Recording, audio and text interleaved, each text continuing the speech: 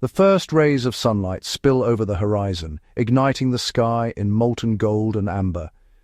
Komodo Island awakens beneath this celestial fire, its rugged spine stretching across the sea like the back of some ancient slumbering beast.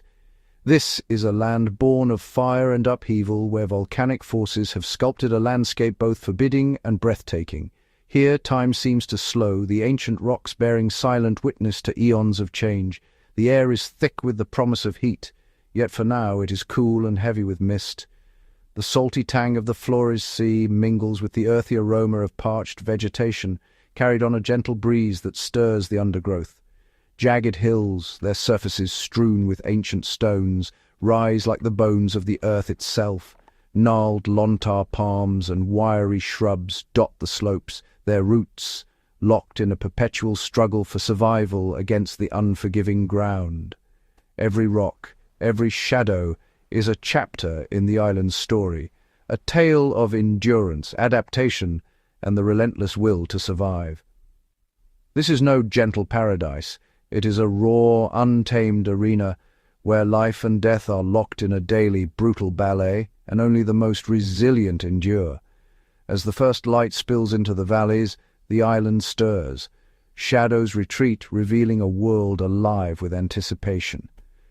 The silence of night is broken by the distant call of a Timor deer, the soft rustle of wild boar in the undergrowth, and the flutter of birds greeting the dawn.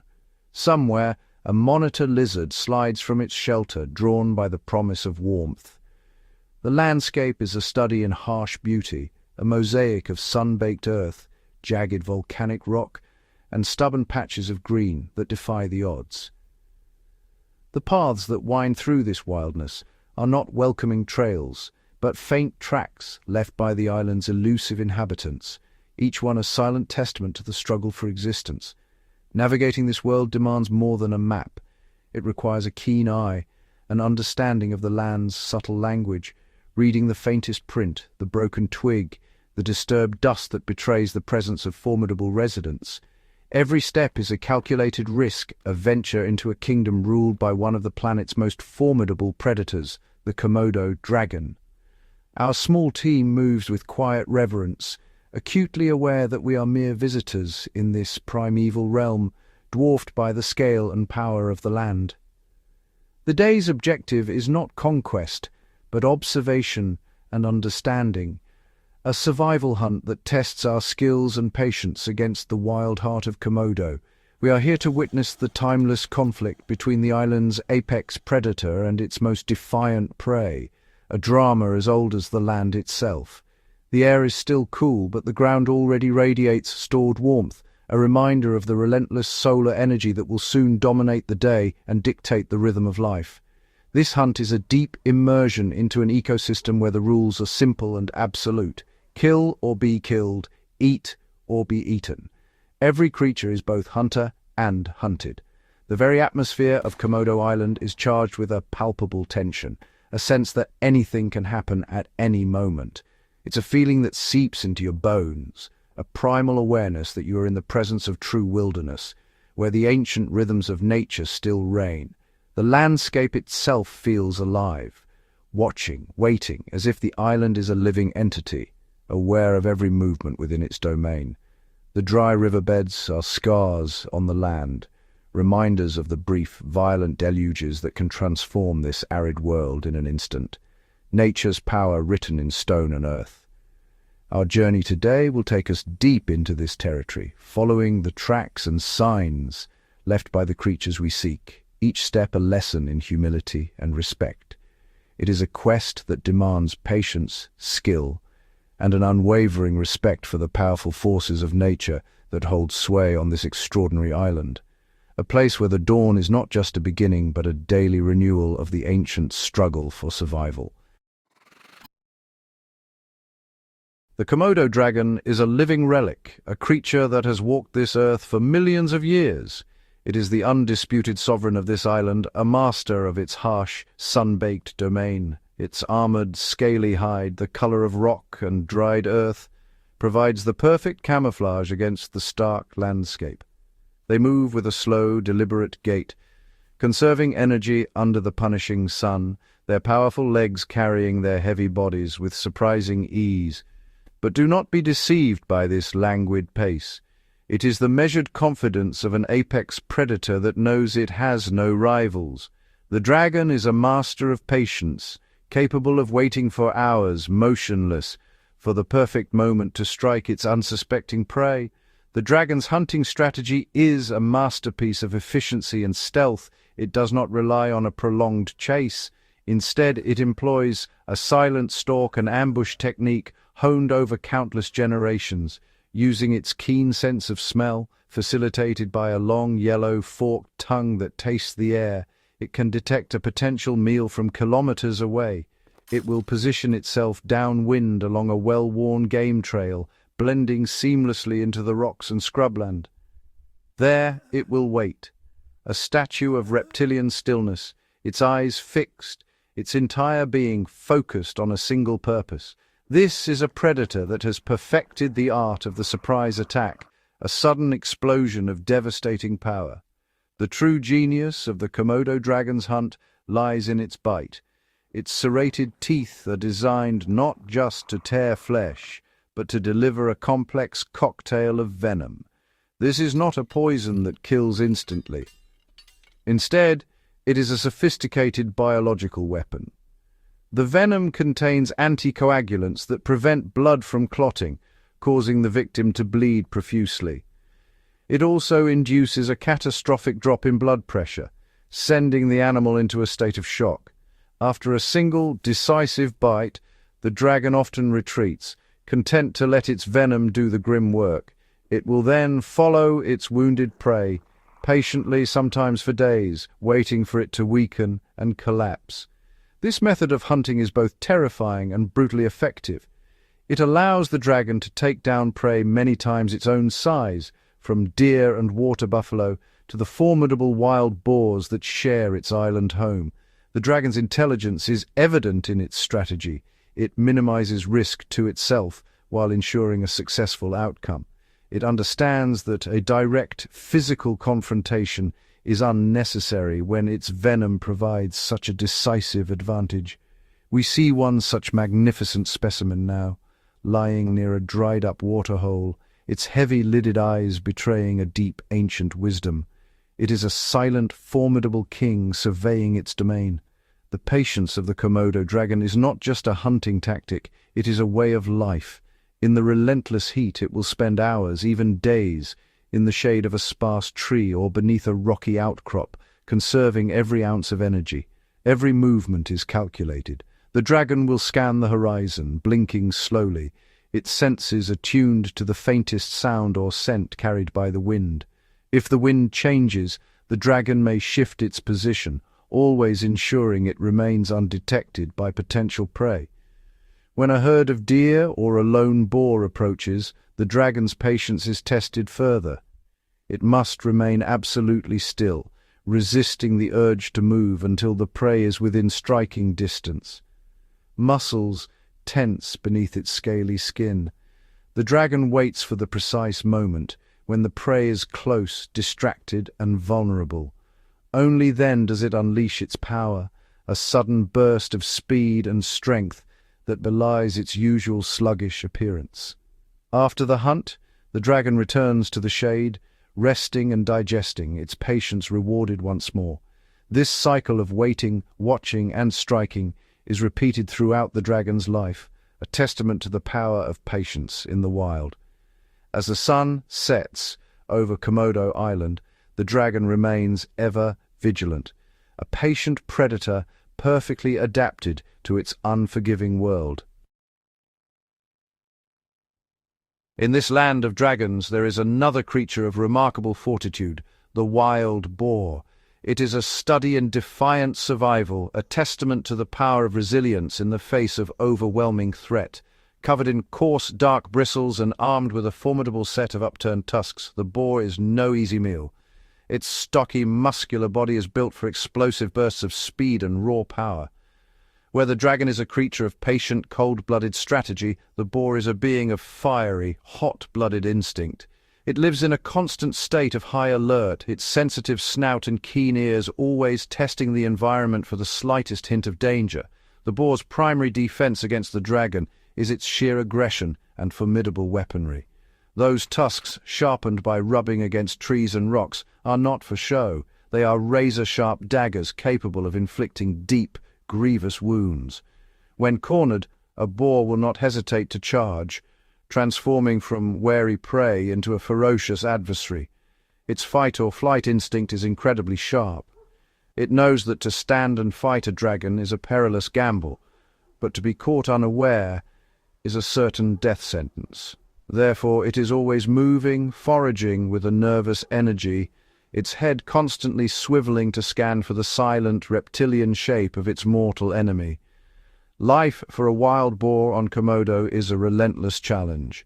It must contend not only with the ever-present threat of dragons, but also with the harshness of the environment itself. Water is scarce, and food must be foraged from the tough, arid soil. We observe a sounder of boars, a family group led by a seasoned matriarch, using their tough snouts to root for tubers and insects. There is a clear social structure here, a system of collective defense. The younger piglets are kept in the center of the group, protected by the larger, more experienced adults who form a vigilant perimeter. This cooperative strategy is crucial for their survival in a world that offers them no quarter. But resilience on Komodo is not the sole domain of the boar. The Komodo dragon itself is a master of survival, perfectly adapted to the island's harsh and unforgiving conditions. With a keen sense of smell, the dragon uses its long, forked tongue to sample the air, detecting prey from several kilometers away. It is a patient hunter, relying on stealth and ambush rather than speed, conserving energy in the sweltering heat. The dragon's mottled skin blends seamlessly with the rocky landscape, allowing it to remain undetected until the perfect moment to strike. Unlike many predators, the Komodo dragon is both a hunter and a scavenger, able to survive on the remains of carcasses left behind by other animals. Water is as precious to the dragon as it is to the boar. The dragon will travel great distances to find even the smallest pools, enduring long periods of drought with remarkable tenacity. To cope with the island's extreme temperatures, the dragon alternates between basking in the sun to raise its body temperature and seeking shade to avoid overheating. Its powerful limbs and claws allow it to traverse the island's rugged terrain, from rocky hillsides to dense thickets in search of food and shelter. The Komodo dragon's resilience is also tested in its interactions with other wildlife. It must compete with other predators, such as monitor lizards and birds of prey, for limited resources. Even among its own kind, the dragon's life is fraught with danger. Territorial disputes can erupt into violent clashes, with only the strongest individuals claiming the best hunting grounds.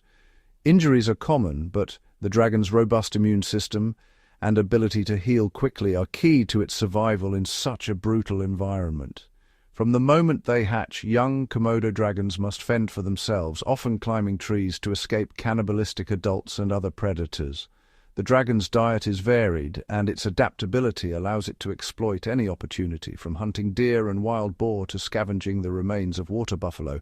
Every movement, every decision is a calculated effort to survive in a world where only the most resilient endure. Their speed is another critical asset. While a dragon is surprisingly fast over short distances, it cannot maintain a lengthy pursuit. A healthy boar, sensing danger in time, can often outrun its attacker, crashing through the dense undergrowth to safety. We see evidence of this everywhere, in the frantic splayed tracks that suddenly veer off a main trail, and in the broken branches left in the wake of a desperate escape. The wild boar of Komodo is a creature forged in the crucible of fear and adversity, a pugnacious and intelligent animal that refuses to simply be a victim. It is a worthy and challenging quarry for the island's apex predator.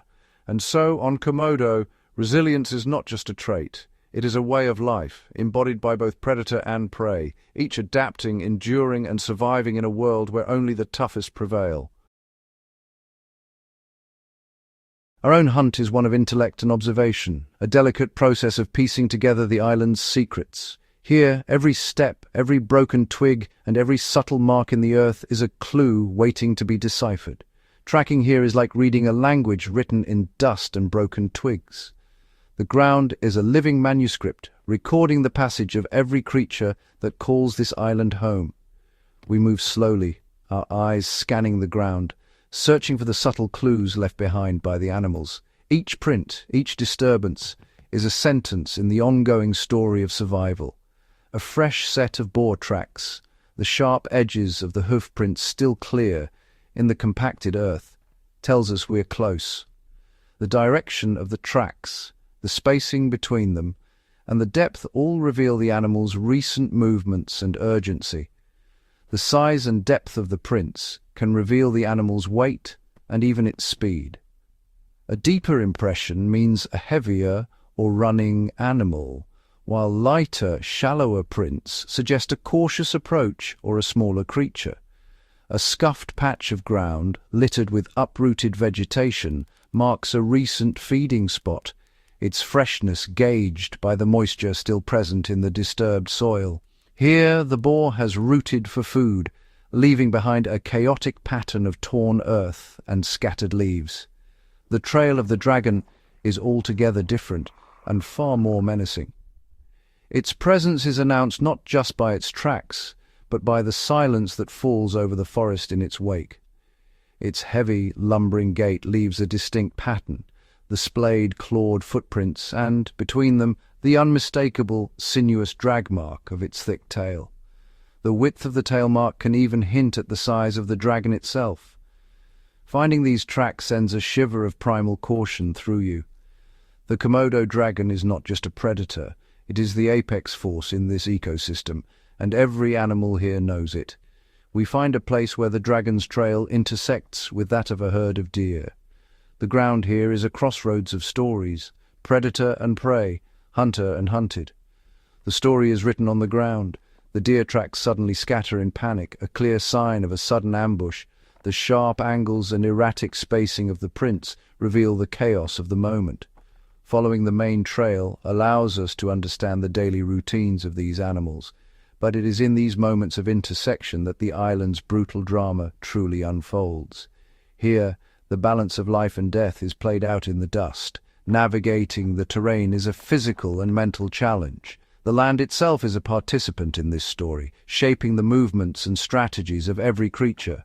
The steep, rocky ridges demand careful foot placement and a keen sense of balance. Even the smallest misstep can leave a mark, a new line in the island's ongoing narrative. The loose scree can give way without warning, sending a cascade of stones clattering down the hillside, a sound that would instantly alert every creature within earshot. The environment itself is a messenger broadcasting our presence. We must move with the silence of a predator ourselves, using the contours of the land for cover, always mindful of the direction of the wind. The wind carries not only scent but also sound, and both can betray us. A single misplaced scent carried on the breeze is enough to betray our presence and end the hunt before it has even truly begun. The animals here are attuned to the faintest changes in their environment. Every ridge we climb offers a new vantage point, a new perspective on this vast, wild stage. From above, the patterns of movement become clearer. The well-worn paths, the hidden watering holes, the secret places where life and death meet. This method of hunting is an ancient art, a deep connection to the natural world. It requires patience, intuition, and a willingness to listen to the land itself. It is about more than just finding an animal. It is about understanding its life, its habits, and its place within the intricate web of this ecosystem. Each species leaves its own signature, scratches on tree bark, tufts of fur caught on thorns, droppings that tell of recent meals. We are not just observers. We are participants in the landscape's ongoing narrative. Our presence becomes another thread woven into the fabric of the island's story. By following these tracks, we are walking in the very footsteps of predator and prey, immersing ourselves in their world. Each step is a lesson in adaptation and survival. The heat is intense now, beating down from a cloudless sky, but our focus remains absolute. The environment tests us as it tests every creature here. The story is unfolding before us, and we must read every line with care if we are to witness its climax. Every sign, every sound, every scent is a piece of the puzzle, revealing the hidden life of Komodo Island. Even the smallest creatures leave their mark. Tiny lizards basking on rocks, their tails sweeping delicate patterns in the dust, or the faint trails of insects weaving between the roots. A single feather on the ground, or the distant call of a bird, can signal the presence of both predator and prey. The forest is alive with messages, if only we know how to listen. Animal droppings, too, are vital clues, revealing not just who passed by, but what they have eaten and how recently they were here. Even the dung beetle plays its part in this intricate web. Broken eggshells hidden in the undergrowth tell of new life, and of the constant cycle of birth and predation that shapes this wild place. Scratch marks on tree trunks, left by climbing reptiles or desperate prey, are silent witnesses to the nightly struggles that unfold when darkness falls. As the sun dips low and shadows stretch across the land, the stories written in the earth become harder to read, but never truly disappear. The island holds its secrets close, waiting for those patient enough to uncover them.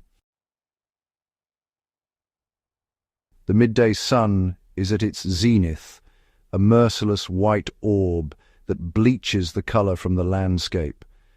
Most of the island's inhabitants seek shelter from the relentless heat. The air shimmers, and a profound stillness settles. This is the time for patience.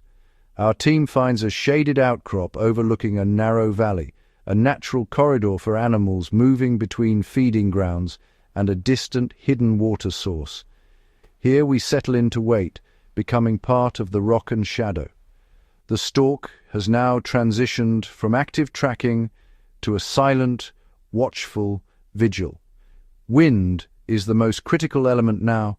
It is the unseen messenger that can either reveal our position or carry the scent of our quarry directly to us.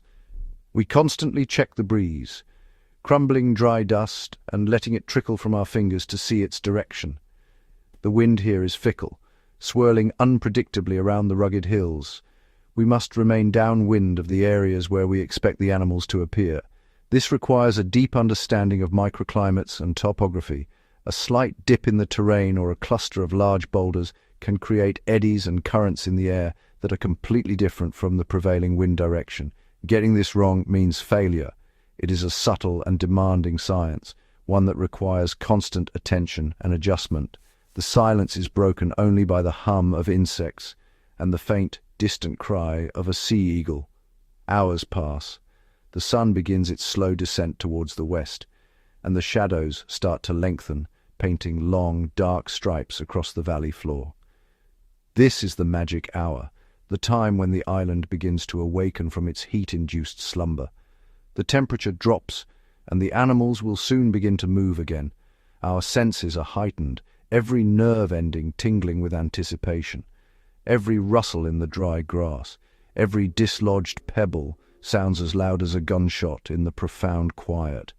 Our binoculars scan the landscape, meticulously examining every bush, every shadow, searching for the flick of an ear, the twitch of a tail, the dark shape of a boar. Then a flicker of movement. Far down the valley, a lone figure emerges from a thicket of scrub. It is a large male boar, a solitary outcast, evidenced by his size and the scarred flanks that speak of past battles. He moves cautiously, testing the air with his snout, his head low to the ground. He is on a direct path towards our position, though he is still a considerable distance away. The wind holds steady, blowing our scent away from him. But here on Komodo Island, the true masters of the stalk are not human. The Komodo dragon is a living embodiment of patience, precision, and predatory instinct. Let's break down the step-by-step stalking techniques that make these reptiles such formidable hunters. First, environmental awareness. Komodo dragons are acutely attuned to their surroundings. They use the harsh midday heat to their advantage, lying motionless in the shade, conserving energy while their prey is forced to rest. Their mottled earth-toned scales blend seamlessly with the rocks and dry grass, making them nearly invisible. Next, prey selection. Komodo dragons are opportunistic, targeting the weak, the young, or the injured. They watch for signs of vulnerability, an animal limping, a distracted boar, or a deer separated from the herd. Their patience is legendary. They can wait for hours, even days, for the perfect moment to strike. Stealth tactics are crucial. The dragon's approach is painstakingly slow. Each movement is calculated, minimizing noise and vibration. They use the terrain, boulders, dips, and tall grass, to break up their outline and mask their advance. Their low profile allows them to hug the ground, reducing their visibility. Wind direction is as important to the Komodo as it is to us. With a flick of their long, forked tongue, they sample the air, detecting scent molecules and pinpointing the location of potential prey. They always approach from downwind, ensuring their scent does not betray them. When the moment is right, the Komodo dragon launches its attack with explosive speed. Its powerful legs propel it forward, jaws agape, aiming for a crippling bite. The element of surprise is everything. A successful stalk depends on remaining undetected until the very last second. The art of the stalk on Komodo Island is a masterclass in patience, environmental mastery, and predatory cunning. Whether it's a human hunter or a dragon, the principles remain the same. Blend in, wait, watch, and strike only when the odds are in your favor. The silent vigil is over. The next phase of the hunt has begun. Now every movement must be precise, slow, and deliberate. The final stalk is on. Earlier in the day, beneath the relentless blaze of the noon sun, the savannah was transformed into a shimmering arena. Here, every shadow, every whisper of wind played a role in a silent duel of survival.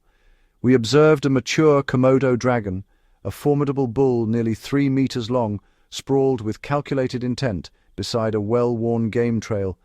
Its scales glistened in the heat, each muscle coiled beneath the surface, betraying nothing of its inner tension. Not far off, a group of wild boars rooted quietly among the palms, their bodies half concealed by the dense foliage.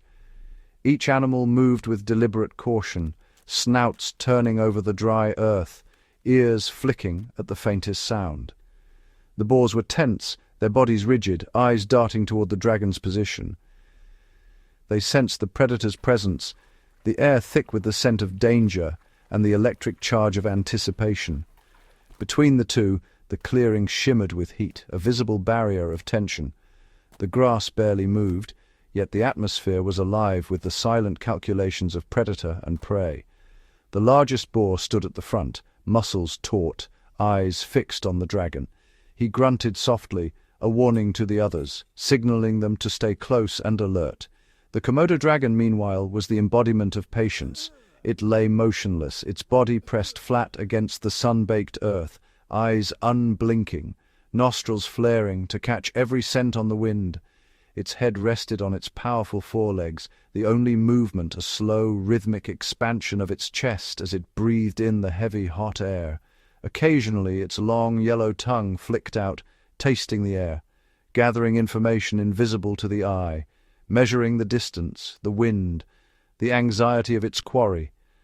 The dragon made no move, conserving every ounce of energy, knowing that in this heat, a wasted chase could mean defeat. It was a contest of patience, a waiting game where the first to act might lose the advantage. The sun bore down, heat waves rising from the ground, sapping strength from every living thing. The boars shifted their weight, hooves scraping the dry soil, but never straying far from the safety of the group. The standoff was absolute. The dragon's gaze never wavered, its presence a silent threat that pressed on the nerves of the boars. The boars hesitated, torn between the promise of food and the risk of a sudden, explosive attack. Every step was measured, every mouthful of grass a calculated risk. The lead boar stood firm, placing himself between the dragon and the younger members of the group, his body a living barrier. His experience was evident in every movement, each step deliberate, each glance a silent command to the others. He shifted his bulk, always keeping himself between the dragon and the most vulnerable, a shield of muscle and resolve. He allowed the others to forage briefly, then nudged them forward, never letting the group linger in one place for too long. His eyes never left the dragon, constantly assessing the risk, reading every twitch of the predator's muscles. He knew that the real danger was not in a charge, but in a moment of distraction, a single lapse that could spell disaster.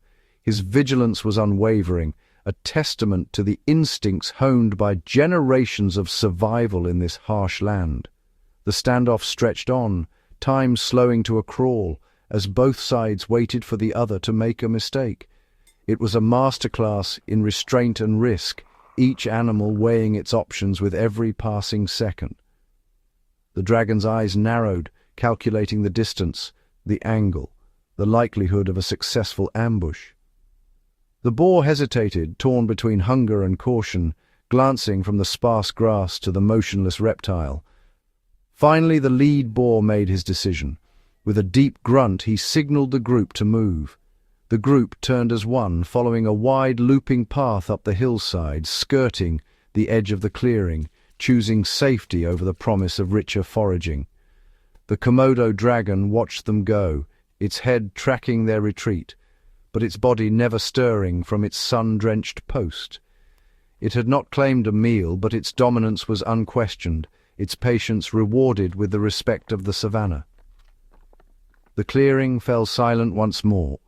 The duel concluded without a sound, a testament to the delicate balance of predator and prey on Komodo Island. As the afternoon sun softened, painting the sky in hues of orange and purple, the island's drama reignited. The air was thick with anticipation, every shadow stretching long across the rugged terrain. We had been tracking the lone boar for some time when we noticed we were not the only ones. A shadow detached itself from a line of dark boulders to our left. It was another dragon, smaller than the one from midday, but faster and seemingly more energetic in the cooling air.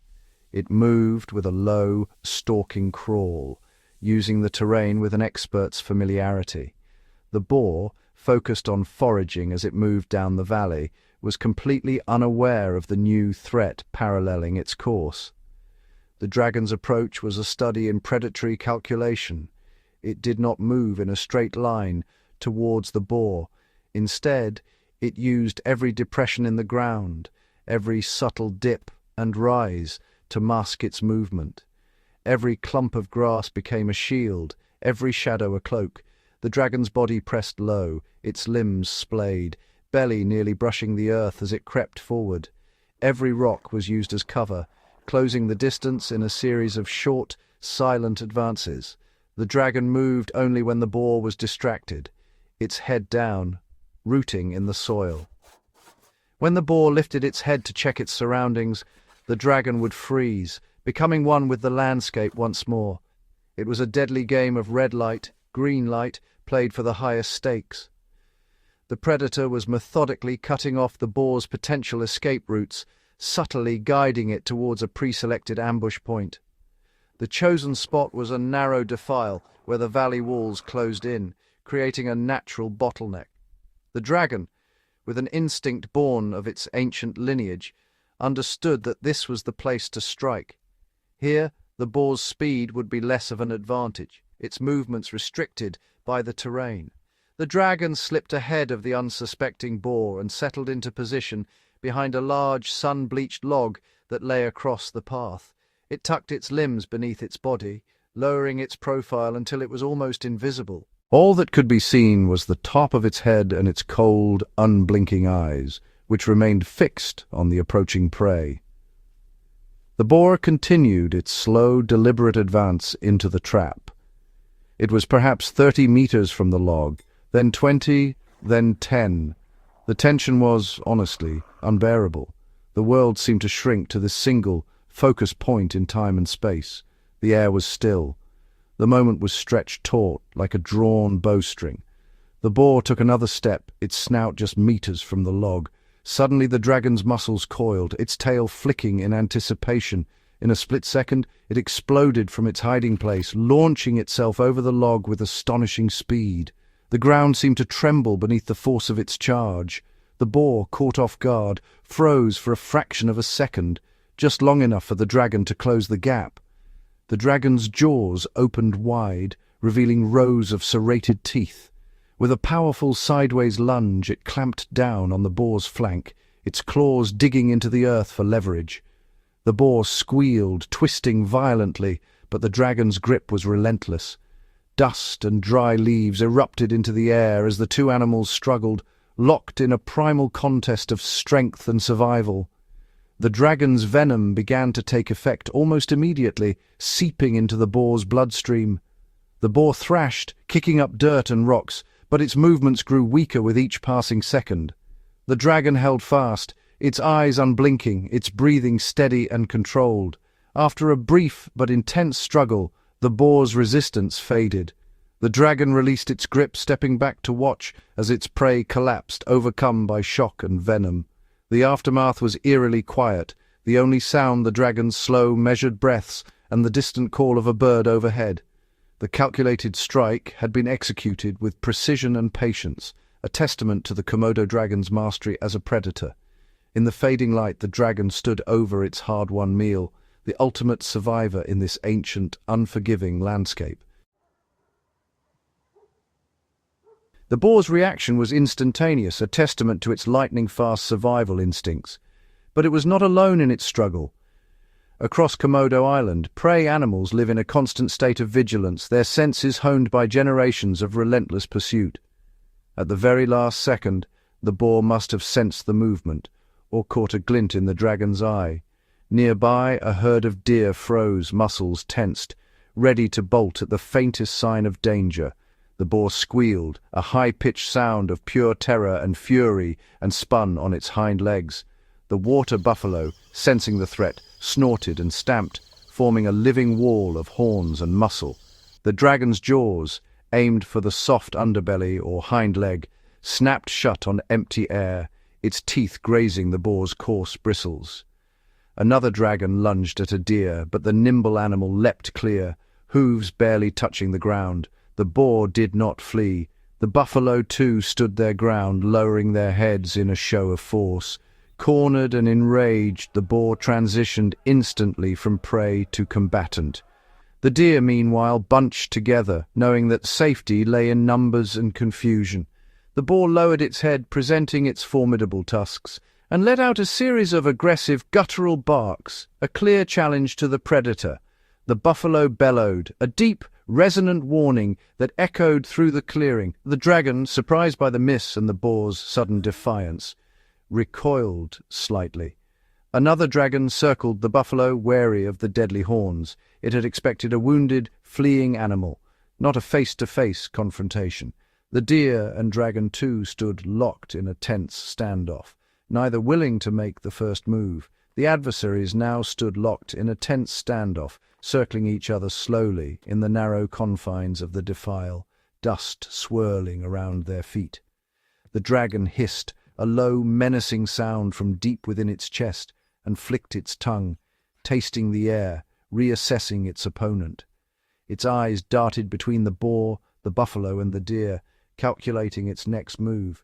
The boar stamped its feet and pawed at the ground, its powerful neck muscles tensed, ready to drive its sharp tusks into the dragon's body. The buffalo mirrored this, hooves digging into the earth, prepared to charge.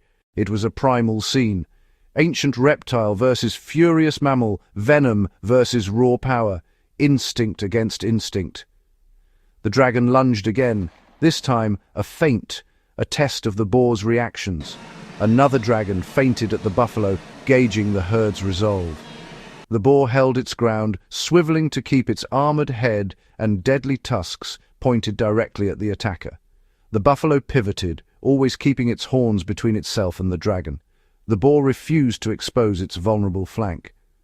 The deer instinctively kept to the center of the herd, protected by the bodies of their companions. These were not mindless beasts. They were seasoned fighters that understood the geometry of combat, each movement calculated for survival.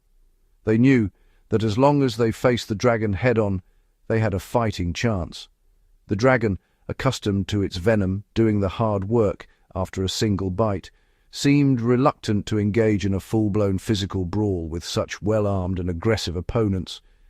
A deep gash from one of those tusks or a blow from a buffalo's horns could be debilitating, even for a creature as tough as a Komodo dragon. Realizing the ambush had failed, and that these particular prey were too dangerous to tackle directly without significant risk, the dragons made calculated decisions. Their primary advantage, the element of surprise, was gone.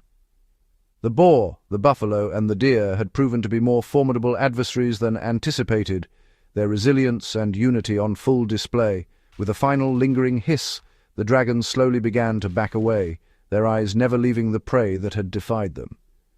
It was not a retreat born of fear, but a strategic withdrawal. There would be other opportunities, easier prey.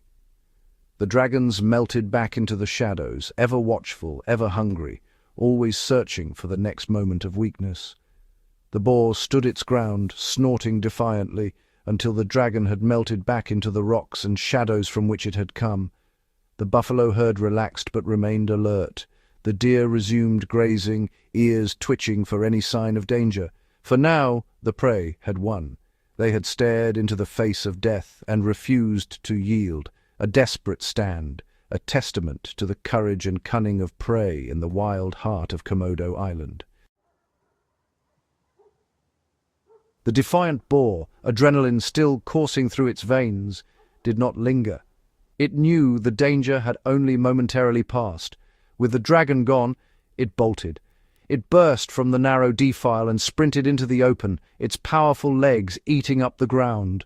It was heading for the denser scrub on the higher slopes, seeking the safety of cover as the last rays of sunlight painted the island in fiery colors. This was the moment our own hunt had been leading towards. After a day of patient tracking and observation, the climax was at hand.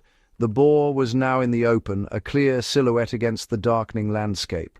The chase was on, but this was not a chase of brute force, but of precision and strategy. We moved quickly, our movements economical and planned, using the terrain to our advantage to close the distance.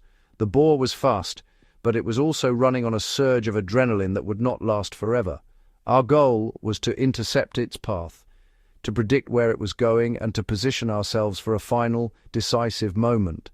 The setting sun cast long, distorted shadows that played tricks on the eyes, making the task even more challenging. The air was cool now, and the sounds of the island's nocturnal life were beginning to emerge. We crested a small rise, and there it was. The boar had paused for a fraction of a second, its head up, testing the wind, its sides heaving from the frantic sprint.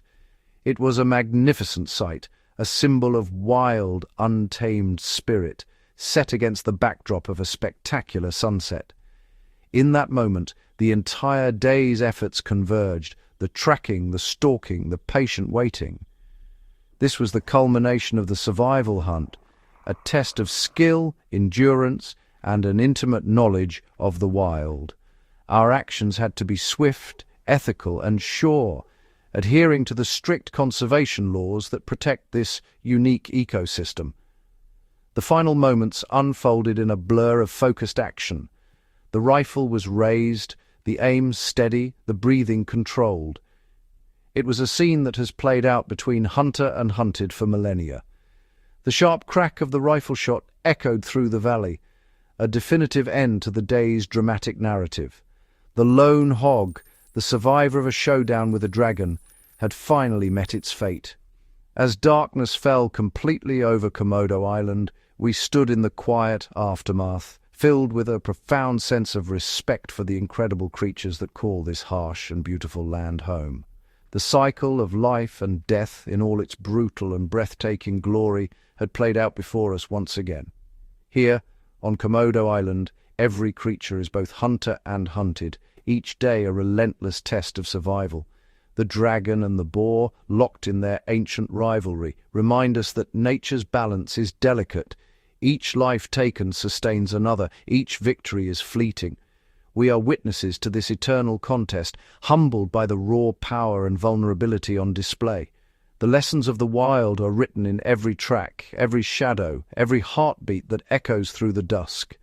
In the end, survival is not just about strength or cunning, but about respect for the land, for the creatures, and for the fragile equilibrium that binds them together. As the stars blaze above this ancient island, we are reminded that we are only visitors here, privileged to witness the ultimate predator-prey showdown, a story as old as time and as enduring as the wild itself. As darkness settles across the Dragon's Isle, another drama unfolds, one that rarely meets the eyes of casual observers. While the boar's story has ended, the Komodo dragons continue their ancient rituals of dominance and survival. Territory is everything to a Komodo dragon. Each male carefully establishes a domain, ranging from rocky hillsides to dense thickets, carving out a space where he can hunt, rest, and rule.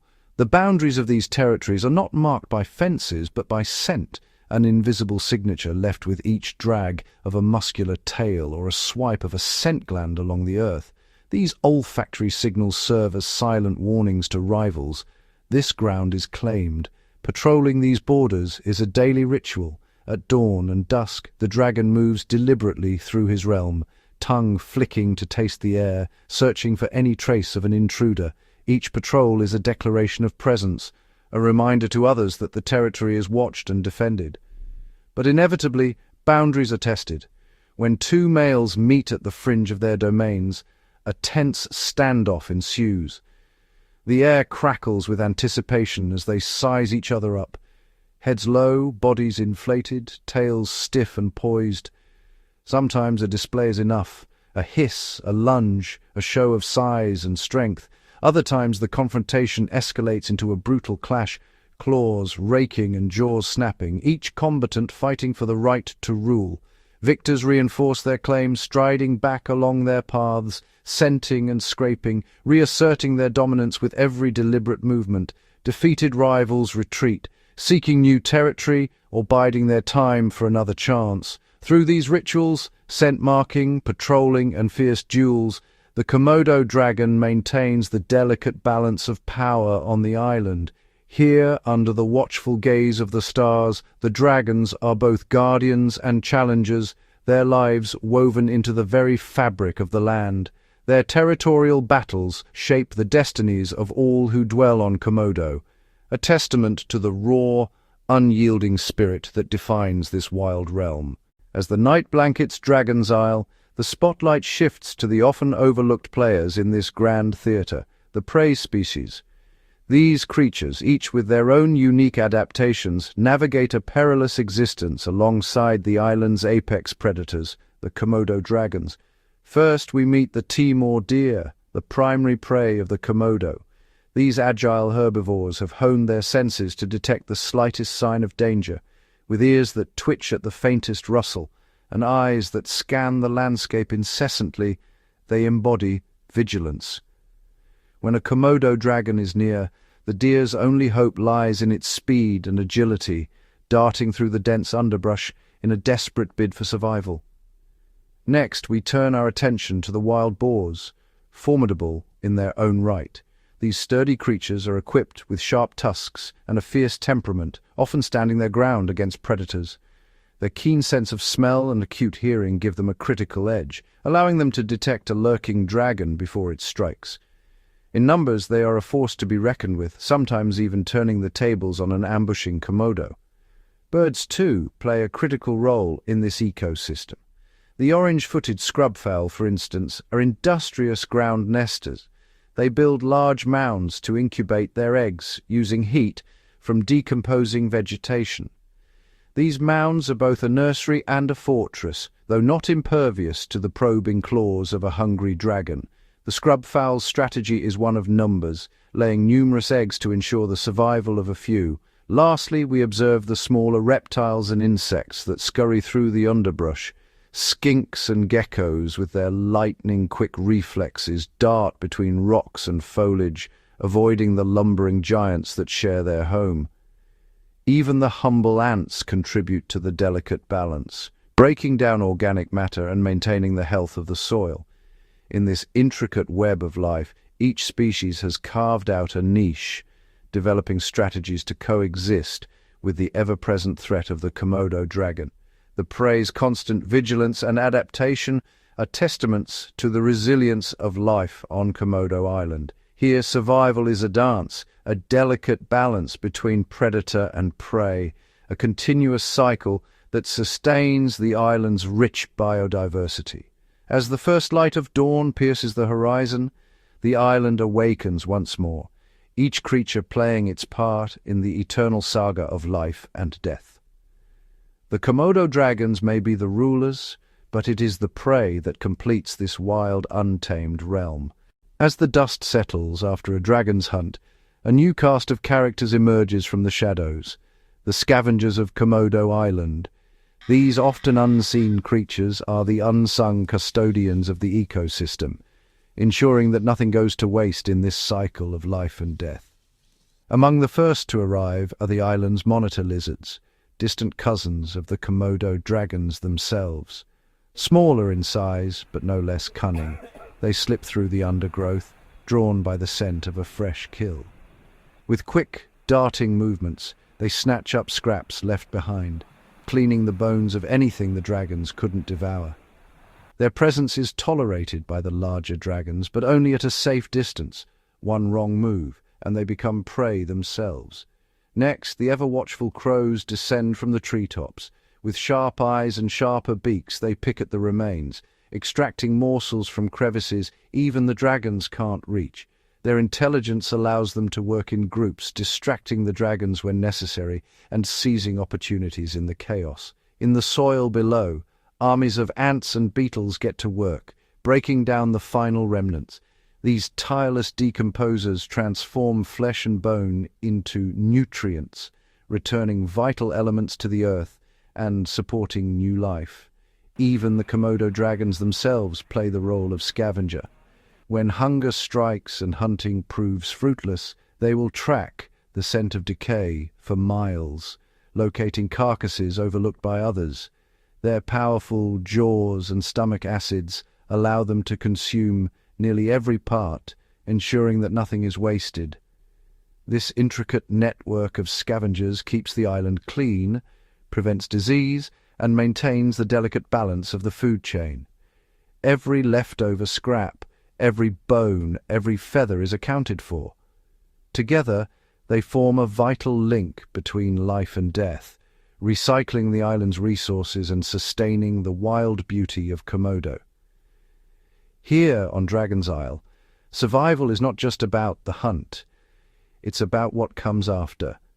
In the shadows of the giants, the cleaners of the isle work tirelessly, their quiet labor shaping the destiny of every creature that calls this place home.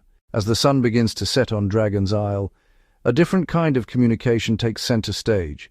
The Komodo dragons, often seen as silent predators, possess a rich tapestry of ways to communicate, each movement, sound, and scent carrying meaning in the ancient language of dragons. Body language is the most visible form of their communication.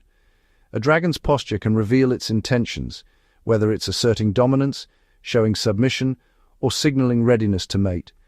A raised head and puffed-out throat indicate confidence, while a lowered head and flattened body suggest submission. During confrontations, tail whipping and head bobbing become more pronounced, each motion a calculated message to rivals and allies alike. Vocalizations, though rare, play a crucial role in their interactions. Hisses and growls are the most common sounds, used to warn intruders or during aggressive displays.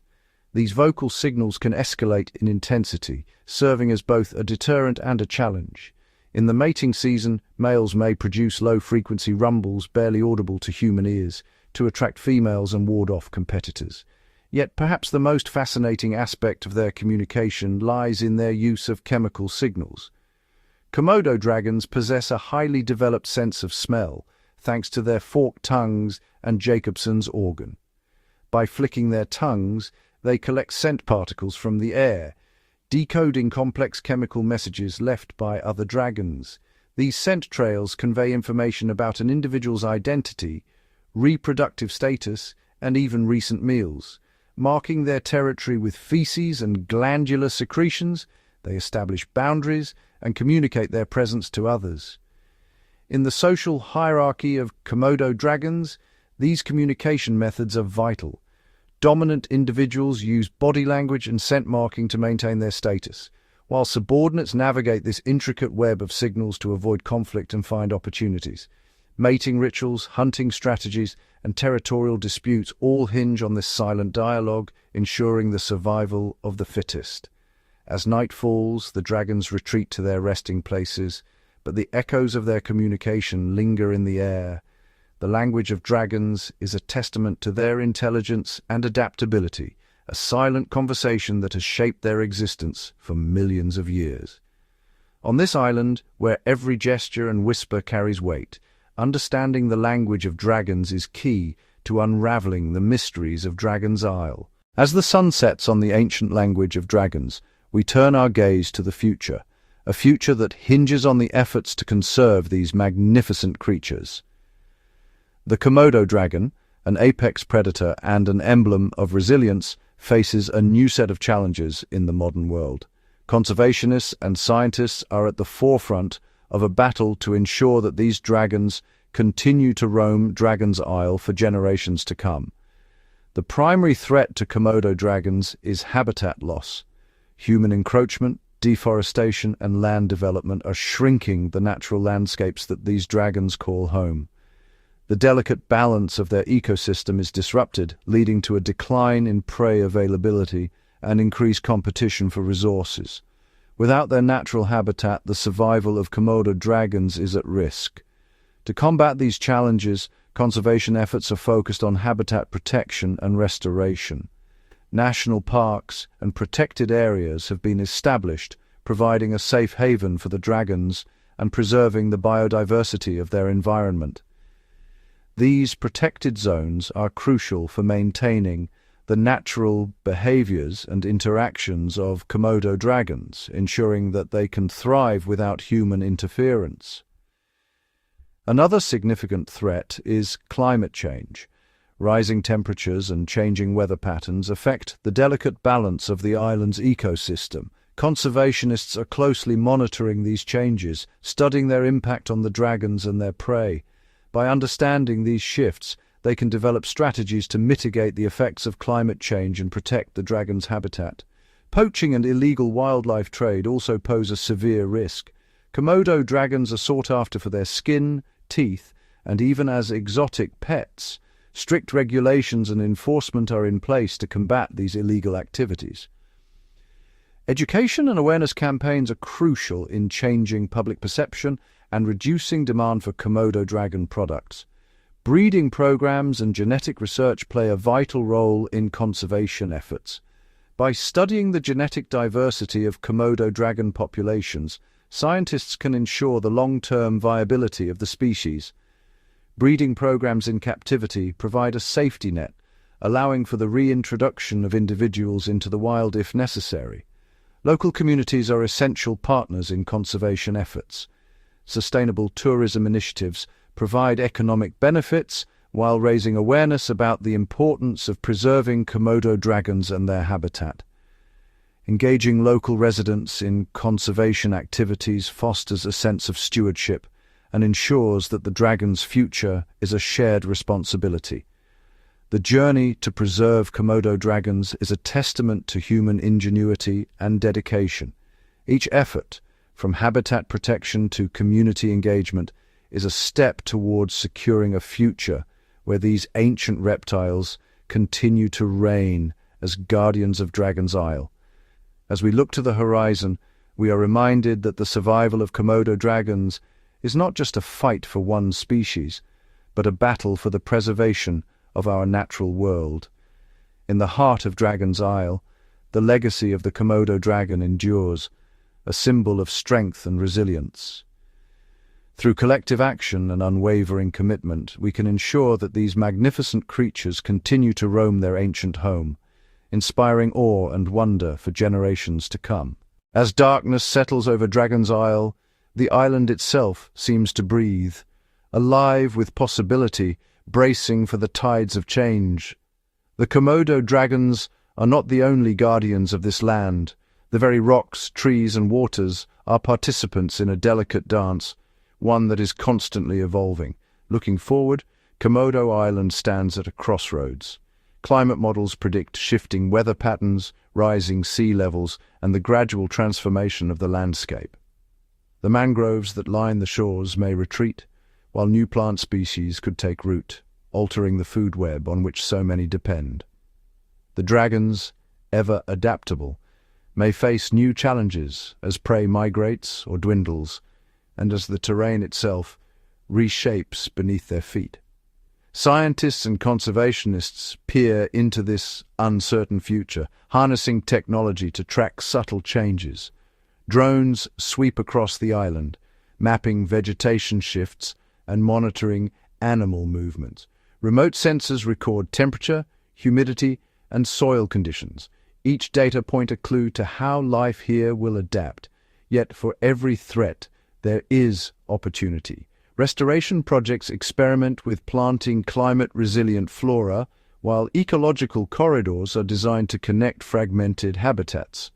These innovations may help the island's unique inhabitants adapt to whatever tomorrow brings. The evolution of Komodo's ecosystem is an ongoing story, a testament to resilience, adaptation, and the interconnectedness of all life. As we stand on the cusp of these changes, one truth remains: the fate of Dragon's Isle will be shaped by the choices made today. Through vigilance and respect for this living world, the echoes of tomorrow may yet ring with the roar of dragons and the whisper of ancient forests, enduring far into the future.